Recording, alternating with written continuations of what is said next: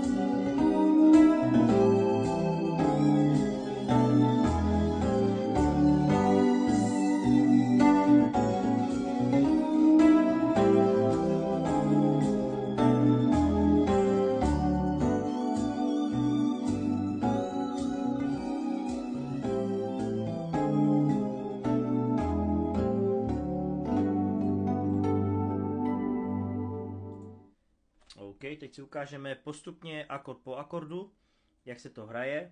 Já vám ty akordy pěkně postupně po jednotlivých tónech takhle rozložím, abyste vlastně věděli, jak ten akord chytit. Uděláme si to vlastně jenom tak, že uděláme sloku a refrén s tou vyhrávkou na začátku a ukončíme to, protože aby to nebylo nějak moc dlouhý. To už vlastně už víte podle písničky, jak to půjde dál. Takže se do toho dáme, jo. Začátek vlastně ta vyhrávka tam je tak, že tam zpívá Shun, Duchaye Shun, Sarva Shavaskana Java.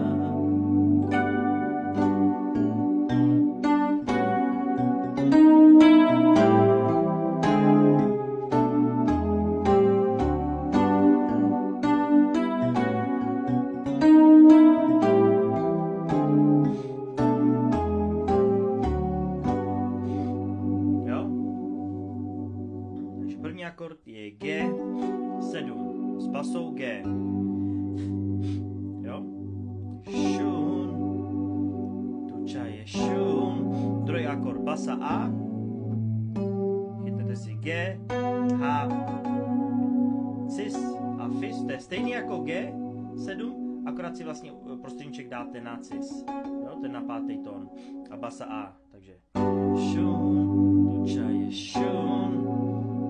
A teď držíte furt basu a jenom si vlastně přehodíte ukazováček na C, prostředník pustíte. Sarva Shavas Kana, jo? Takže Sarva Shavas A, furt stejný, jo? G, C, Fis, tada, jo? D basa, Fis, C, D a Fis, a zpátky na G, jo? Shun, Duchaye Shun, Sarva Shavaskana Java. Jo? A pak vyhráváte.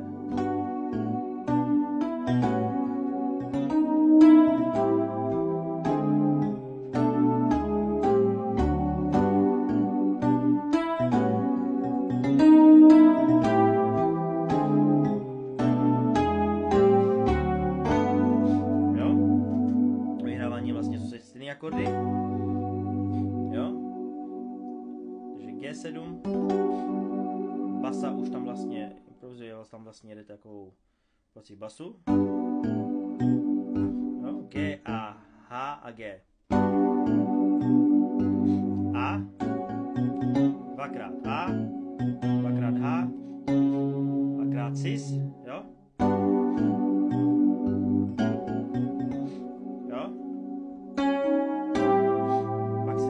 Další akord, basa A, G, C, E a G, další akord je basa D, akord je Gis, C, E a Gis, jo, a pak je taková ten přechod takový, jo, basa je H, všechno to držím vlastně oktávou to držím, jo?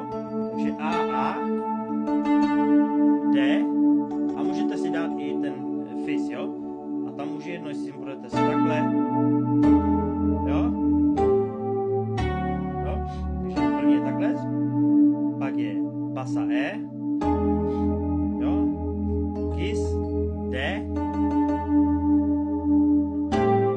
basa A, G, C, G, na D, jo, Fis, C, D, Fis, jo, basa tam vlastně jde, jo, kahou basí, H, E, A, D,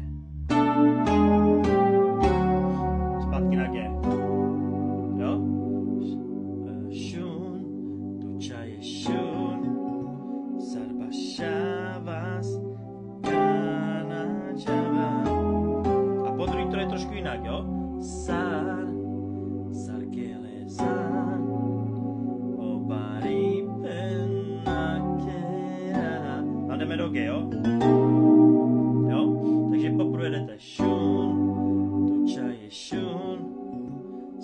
Vašava skana Java. Po druhý san, sarkele ha, opari penna kera. Jo, takže po druhý jdete san, sarkele ha, opari pen, jo, jako na tom začátku, jo. A do G, basa. Přechod, jo, co půjdete do E-molu, H, A, dis a G a půjdete vlastně G7 a basa E. To jsou stejné akordy, akord vlastně už hrajete v E-molu, jo, takže basujete E-mol, jo. Stejné akordy jako na začátku, kdybyste hráli G, ale dáváte basu E, takže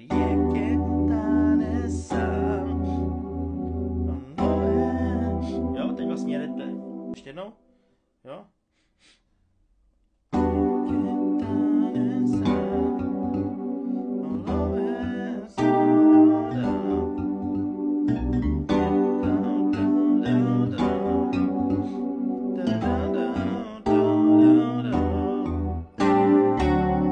Jo, tam se vracíte do G. Jo, takže ten až přechod je. Jo? A G, C a G, jo, C, D, furt to je oktáva, jo, ty akordy jdou furt dokola, jenom vlastně tam jsou jinak ty pasáže, jo, D, Fis, C, D a Fis a zase G, 7, jo, takže ještě jednou od toho sa,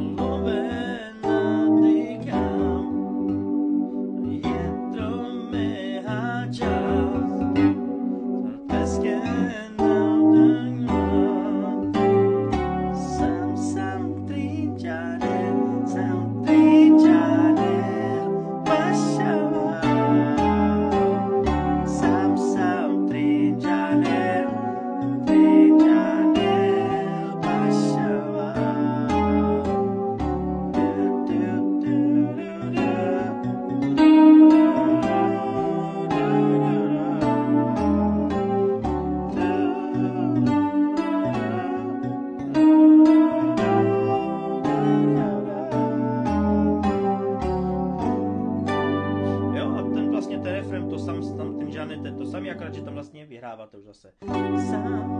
Sam, tri, jo, sam, tri, janil, sam, tri, janil, vašava. Pardon. Sam, tri, janil, sam, tri, janil, vašava.